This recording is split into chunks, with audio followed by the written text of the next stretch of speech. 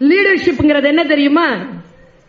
நான் சொன்னேன்ல, control your actions, don't react, do respond அப்படின்னு சொன்னேன்ல. பாருங்க, காலையில எழுந்திருச்சு இந்த அம்மா யாரு? தெரேசா, அன்னை தெரேசா. பிள்ளைங்களுக்கு காசு இல்லைன்ட்டு ஏதோ ஒரு கடையா போய் காசு கேட்டு இருக்கு. ஒரு கடைக்காரன் அப்பதான் கல்லாவை திறந்துருக்கிற, அவங்க கிட்ட காசு இல்ல. ஏதாவது பிள்ளைங்களுக்கு கூட என்ன உடனே போன் இருக்கான், குடுக்கலாம்ல, குடு. காரி துப்பிட்டான் நான் கையில. வரலாறு. அந்த அம்மா என்ன தெரியும் பண்ணுச்சு? இது எனக்கு, என் பிள்ளைக்கு ஏதாவது தான்ச்சான். அந்த அம்மா செஞ்சது என்ன தெரியுமா? முன்னால் இருக்கின்ற வன்முறையாளனுடைய வன்முறையை கீழே கொண்டு வந்து, நான் லீடர், நான் கேட்கிறேன், நீ எனக்கு பதில் சொல்லி என்று அவர்கள் அப்படியே கண்ட்ரோல்ல கொண்டு வந்துச்சு. பாருங்களேன், that is leadership. Don't react, do respond. Respond பண்ணுங்க.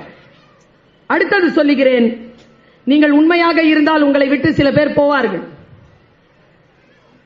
போனார்கள் என்றால் க்ளோஸ்டு டோர்ஸ்க்கு நன்றி சொல்லுங்க. எப்பவுமே நன்றி சொல்லுங்க. இந்த வார்த்தைகளை நான் சொல்லுகிறேன். சே thanks to the close doors என்று ஒரு மிகப்பெரிய புத்தகம் இருக்கிறது. முடிந்தால் அந்த புத்தகத்தை வாசித்து கடந்து விடுங்கள். சே thanks to the close doors. யோசித்து பார்க்கிறேன், 1000 பேர் முகம் அழகாக இருந்தாலும் இதயம் மலர்ந்து இருக்கக்கூடிய ஒரு நட்பு உங்களோடு இருந்தால் அதை பாதுகாத்து வைத்துக் கொள்ளுங்கள். பல பேரிடத்தில் யாரோ ஒருத்தர் மட்டும் கைத்தட்டார் பாருங்க, அங்கிருந்து என்ன வச்சிருக்கிறாரு அவரு. இல்ல, அவர் அப்படி இருக்கிறார். வாழ்க்கை நமக்கு சில விஷயங்களை சொல்லித் தருகிறது என்று சொன்னேன். நான் பல காலமாக தேடிக்கொண்டிருந்த மந்திர சொல் சமீபத்தில் நான் சில இடங்களுக்கு செல்லுகின்ற பொழுது வந்து சேர்ந்தது. அதை உங்களோடு நான் பகிர்ந்து கொள்கிறேன். ஏன் தெரியுமா? எல்லா விஷயங்களையும் சாதாரணமாகத்தான் நமக்கு முன்னால் உலா வருகிறது. நாம் விழிப்புணர்வோடு இருந்தால் அதன் அர்த்தம் புரிகிறது. உதாரணத்துக்கு 2 கேள்வியை நான் கேட்கிறேன். வீட்டில் போய் இந்த 2 கேள்விகளை உங்கள் டைரிகளில் எழுதி வைத்துக் கொள்ளுங்கள். 2 கேள்விதான். 1, எங்கே இருக்க விரும்புகிறீர்கள்? எங்கே இருக்க விரும்புகிறீர்கள்? நம்ம யாருக்குமே பதில் தெரியாது, சில பேருக்கு தெரியும். இந்த தாசில்தார் மேடம் நிக்கிறாங்க, group 2 direct posting. she wants to be IAS officer. IAS ஆபீசரா வரணும்னு நினைச்சீங்கல்ல? குரூப் 2ல தாசில்தாரா வந்திருக்கிறீங்கல்ல? தாசில்தாரா தான் வரணும்னு நினைச்சிருந்தீங்கன்னா இங்கே நின்னுடுங்க. இல்ல, ட்ரை ஃபார் IAS போயிடுங்க. எங்கே இருக்க விரும்புகிறோமோ அங்க போங்கிற. நான் எதை சாதிக்க விரும்புகிறீர்களோ அதை சாதியுங்கள். எங்கே இருக்க விரும்புகிறீர்கள் என்பதில் கிளாரிட்டி, தெளிவு. ஒண்ணும் இல்ல, இன்னைக்கு பர்வீன் சுல்தானா பேசுறாங்க, போய் கேட்கலாம் முடிவு பண்ணீங்க. சேர்ல உட்கார்ந்து இருக்கிறீங்க, போலாம். எப்போ வருவாங்கன்னு தெரியாது. சரி, நின்னுட்டு இருக்காங்க.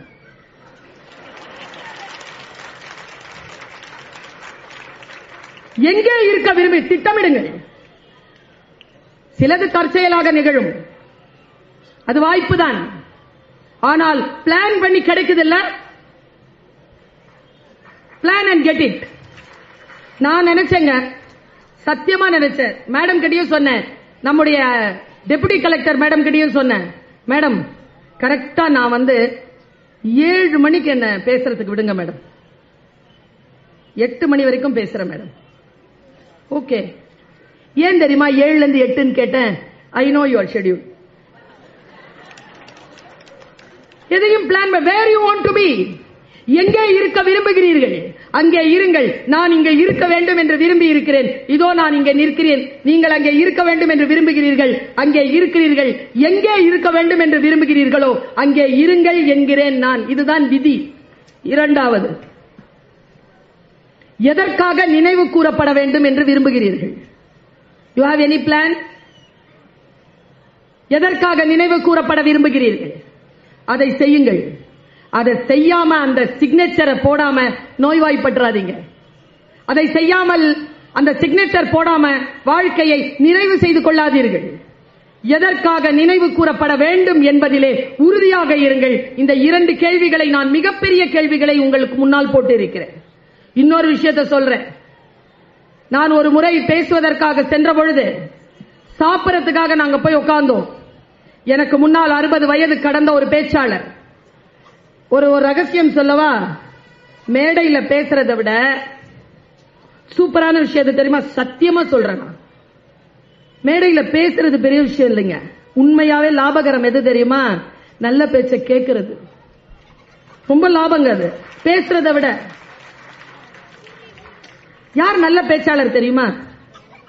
பேசிட்டு போறவங்க எல்லாம் நல்ல பேச்சாளர் இல்ல, போனதுக்கு அப்புறமா யார் ஒருத்தங்க பேசிக்கிட்டே இருக்காங்களோ அவங்க தான் நல்ல பேச்சாளர். போனதுக்கு அப்புறமா பேசிக்கிட்டே இருக்கணும். உள்ள இதை சொல்லிச்சுல, இது சொல்லிச்சுல, இந்த அம்மா இப்படி சொல்லிருச்சுல, இது சொல்லிருச்சுல, போனதுக்கு அப்புறமா பேசிக்கிட்டே இருக்கிறவங்க. நான் டேபிள்ல உட்கார்ந்து இருக்கேன், சாப்பாடு ஆர்டர் பண்ணிருக்கோம், வர்றதுக்கு லேட் ஆகுது. 2 வார்த்தை கடகடன்னு சொல்லிட்டார் அந்த பெரியவர். பர்வீன், நான் சந்திக்கிறதை விட நீ சந்திக்கின்ற கூட்டம் கொஞ்சம் பெருசா தான் இருக்கு, முடிஞ்சா இதை எந்தெந்த கூட்டத்தில் பேசுறியோ அங்கெல்லாம் சொல்லிருங்க. சொல்லுங்க சார். 60 ஆண்டு காலம் வாழ்ந்த அந்த பெருந்தகை தன் வாழ்க்கையின் சாரம்சத்தை புழிஞ்சு 2 கேள்வியா 2 ஸ்டேட்மெண்டா கொடுத்தார். நம்ம எல்லாருக்குமேங்க ஒரு இடத்துல வேலைக்கு போகணும், வீடு கட்டணும், பேங்க் பேலன்ஸ் வச்சுக்கணும், கல்யாணம் பண்ணணும், புகழ் பெறணும், எல்லாம் திட்டங்கள் இருக்குல்ல. நம்மில் ஒரு திட்டம் நமக்கு இல்லவே இல்லை. என்ன திட்டம் தெரியுமா? இந்த உடம்பு கொடுத்திருக்கானே இறைவன், இதோ உங்களோடயே வருது, எழுந்திரிச்சா எந்திரிக்குது, வந்தா வருது, உட்கார்ந்து உட்கார்ந்து, இதை வைத்துக்கொண்டு என்ன செய்வதுன்னு உங்களுக்கு தெரிவதே இல்லை. இப்படி சொன்னாருங்க அவரு. உன்னை வைத்துக்கொண்டு நீ என்ன செய்வது என்பதனை முதலில் திட்டமிடு என்று சொன்னார். பெரிய விஷயமா பட்டுச்சு எனக்கு. சொல்றது பிளண்டா இருக்கு, வீட்டுல போய் யோசிச்சு பாருங்க. சாதாரணமானங்க 24, 25 வயதிலே சில விஷயங்களை எப்படி சாதித்து விட்டு போய்விடுகிறார்கள். சில பேர் அதே வயதிலே குடித்து விட்டு சுயநினைவு இல்லாமல் கிடக்கிறார்கள். நம்மை வைத்துக் கொண்டு என்ன செய்வது என்கின்ற திட்டம். ஏன் தெரியுமா? இந்த உலகத்திலேயே பெருமதியானது எது என்று சொன்னால் இதோ இந்த உடலும் இந்த உயிரும் தான் மிக பெருமதியானது. அது நமக்கு புரிய வேண்டும் என்பதற்காக நான் சொல்லுகிறேன். Value your body, value your soul, value your self. உங்களை நீங்களே சுயமரியாதையுடனும் மதிப்புடனும் நடத்துங்கள். Claim. You deserve all the good things because you are a good man, you are a good woman, you are a good child, you deserve everything. வாழ்க்கையில் இந்த வார்த்தையை அவங்க சொல்லிட்டு அடுத்த வார்த்தை ஒன்று சொன்னாருங்க. எனக்கு தெரியல நீங்க எப்படி புரிஞ்சுக்கிறீங்கன்னு எனக்கு தெரியல, ஆனா இதை சொல்லிடுறேன். இந்த உலகத்தில் நீங்கள் எதை தொட்டாலும் அதற்கென்று நீங்கள் ஒரு விலை தந்தாக வேண்டும். அது குழந்தை, மனைவி, தாய் தகப்பன், வேலை, உயர் புகழ், பணம், அனுபவங்கள், எது வேண்டும் என்றாலும் நீங்கள் ஒரு விலை தந்தாக வேண்டும். நான் இந்த இடத்துல இருக்கக்கூடிய விலை சொல்லவா? ஃப்ரீ என்ட்ரி தானே மேடம்? விலை சொல்லவா? நான் பேசுகிறேன். இன்னைக்கு என்ன தேதி? 4. எந்த மாதம்? பிப்ரவரி மாதம். என்ன ஆண்டு? 2025. என்ன நேரம்? 7:35. வாழ்க்கையில் நீங்கள் மறுபடியும் பெற்றுவிட முடியாத அந்த நேரத்தை இதோ எனக்காக தந்து கொண்டிருக்கிறீர்கள். நீங்கள் தருகின்ற விலை, நான் தருகின்ற விலை என்ன தெரியுமா?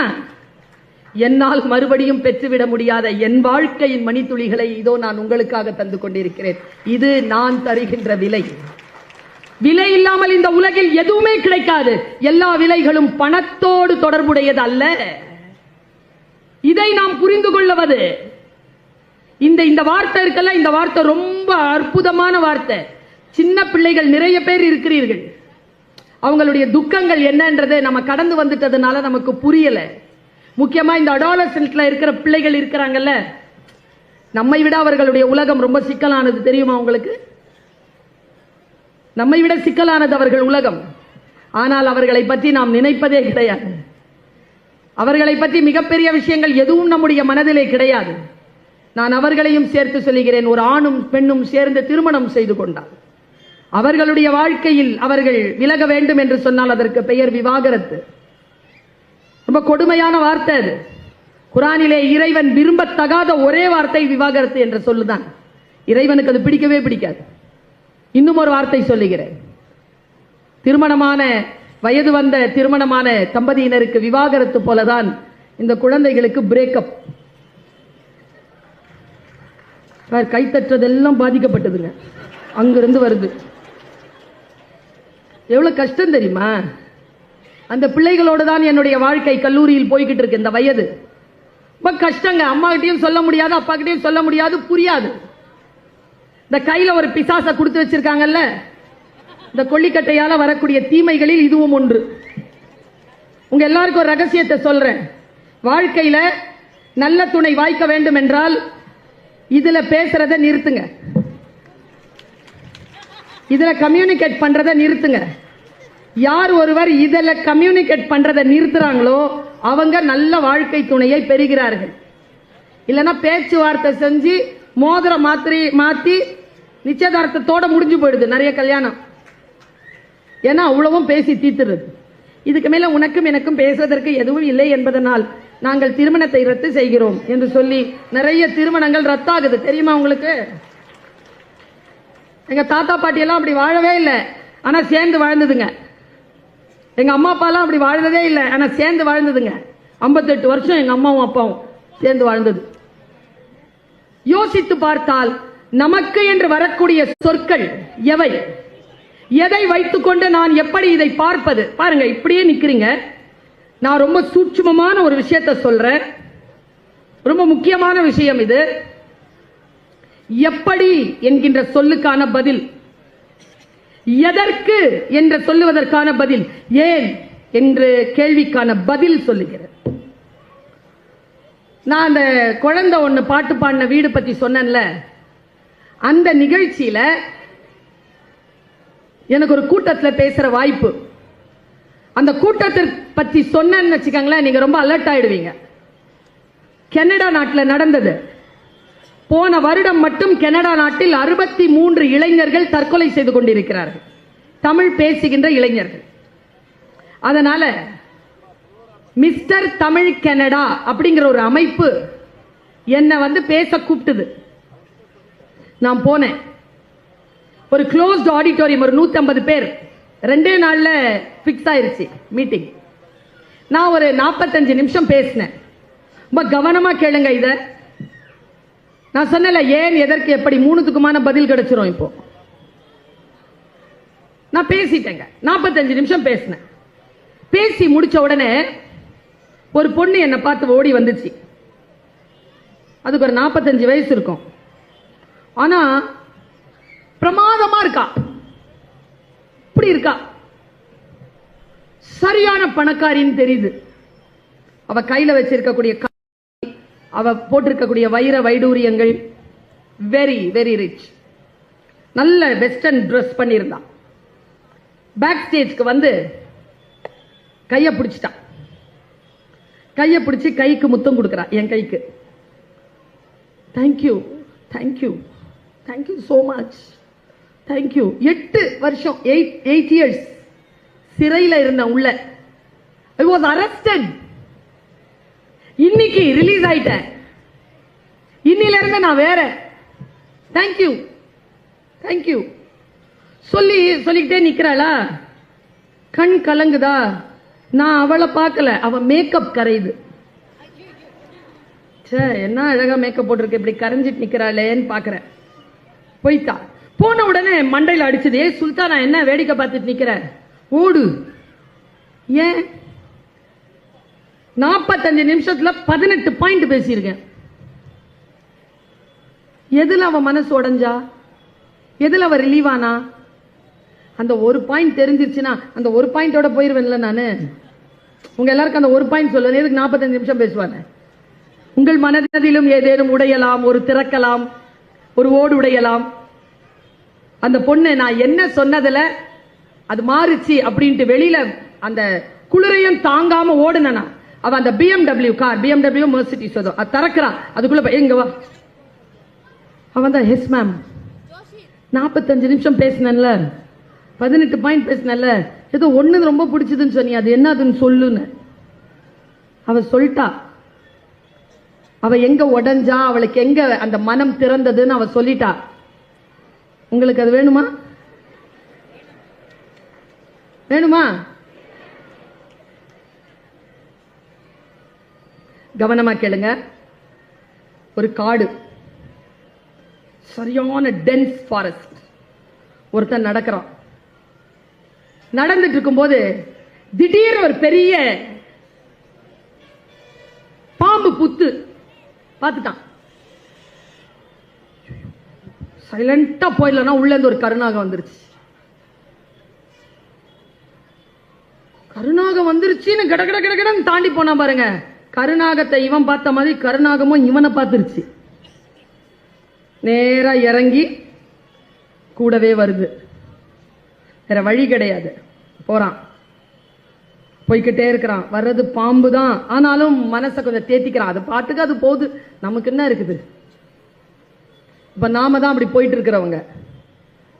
நம்ம பக்கத்துல ஒரு பாம்பு வந்துகிட்டு இருக்கு. எதிர்பாராத நேரத்துல குதிகால்ல கொத்திருச்சு. இப்ப நான் பாம்புன்னு சொன்னது பாம்பு இல்லை. நம்முடைய உறவுகள், நம்ம கூட வேலை பார்க்கிறவங்க, கூட படிக்கிறவங்க, இந்தா திருப்பி தந்துடுறேன்னு வாங்கினவங்க, யார் வேண்டுமானு வச்சுக்கோங்க, பிசினஸ் பார்ட்னர்ஸ். இந்த மேடையில், இந்த அரங்கத்துல யாரும் என்ன அந்த மாதிரிலாம் எந்த துரோகமா நான் இதுவரைக்கும் என் வாழ்க்கையில சந்திச்சதே கிடையாதுன்னு ஒரு ஆள் கை தூக்க முடியாது. எல்லோரும் கடிபட்டு இருப்போம். ஏதாவது ஒரு அடி விழுந்திருக்கும் நமக்கு.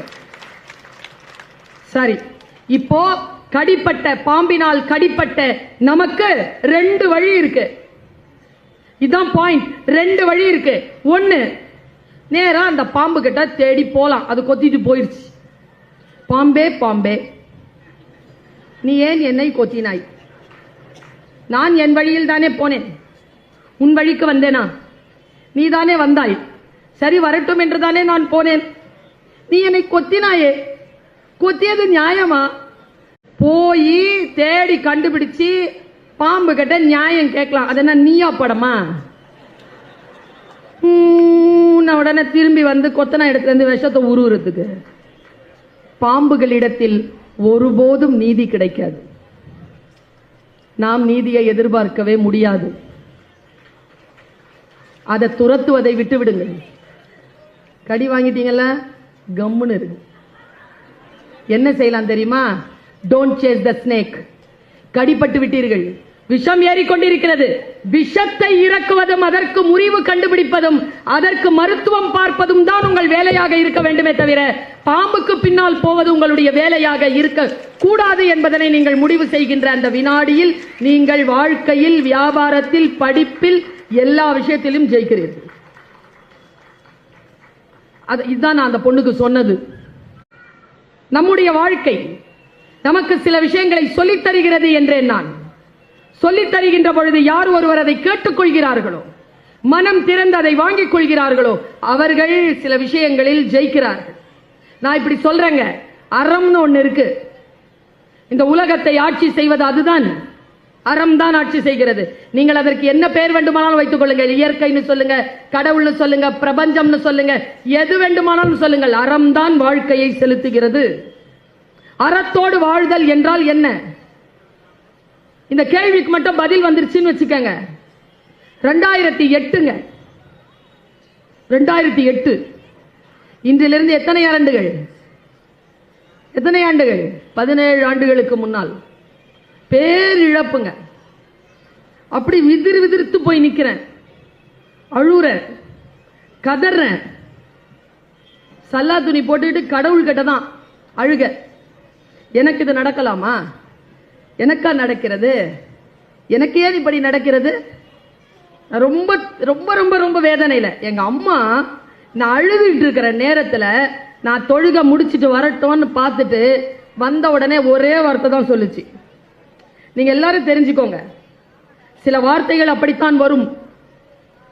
நீங்கள் அறம் சார்ந்து இருந்தால், அம்மா சொன்னாங்க, அழாத, அழவே அழாத. நீ உண்மையானவளா இருக்கிற அப்படின்னா யார் உனக்கு இந்த துன்பத்தை தந்தார்களோ அவர்களை இறைவன் உனக்கு முன் சோழி போல் கொண்டு வந்து போடுவார். அவர்களுக்காக நீ பிரார்த்தனை செய்ய தொடங்குவாய். அப்போ சொல்லுவ, கடவுளே நான் இப்படி ஒன்னும் சொல்லலையே உங்ககிட்ட, இந்த அளவுக்கு பரிதாபகரமா அவங்களை கொண்டு வந்து என் முன்னால நிறுத்தி இருக்கியேன்னு அவர்களுக்காக பிரார்த்தனை செய்யும் காலம் உனக்கு வரும் என்று என் தாய் சொன்னால் 15 ஆண்டுகளில் அது வந்தது. காலம் எடுத்துக்கொண்டது, ஆனால் வந்தது. நான் அழுவதே இல்லையே. வாழ்க்கை உங்களுக்கு சில சிரமங்களை தரும், எதிர்கொள். வலிக்கும், எதிர்கொள். துயரப்படாத, புலம்பாத. புலம்புதலும் துயரப்படுவதிலும் ஆப்ஷன். எதிர்கொள், புரிந்து கொள், டைம் கொடு, ரியாக்ட் பண்ணாத, ரெஸ்பாண்ட் பண்ணு. வாழ்க்கையில் அடுத்தது என்ன என்று யோசி. அடுத்த நிலையில் உன்னை நீயே நிமிர்த்திக் கொள்வதற்காக வேலைகளை தொடங்கு. வாழ்க்கையில், உலகத்திலேயே வாழ்க்கையில் எது தெரியுமா பெரும் குற்றம்? பெரும் குற்றத்தை சொல்லிவிட்டு போகிறேன். பெரும் குற்றம் எது என்றால் இந்த உலகத்தில் சோகமாக இருப்பதுதான். சோகமாக இருப்பது போல் பெரும் குற்றம் இல்லை. வாழ்க்கையில் ஆகப்பெரிய கிஃப்ட் எது தெரியுமா? மகிழ்ந்து இருப்பது.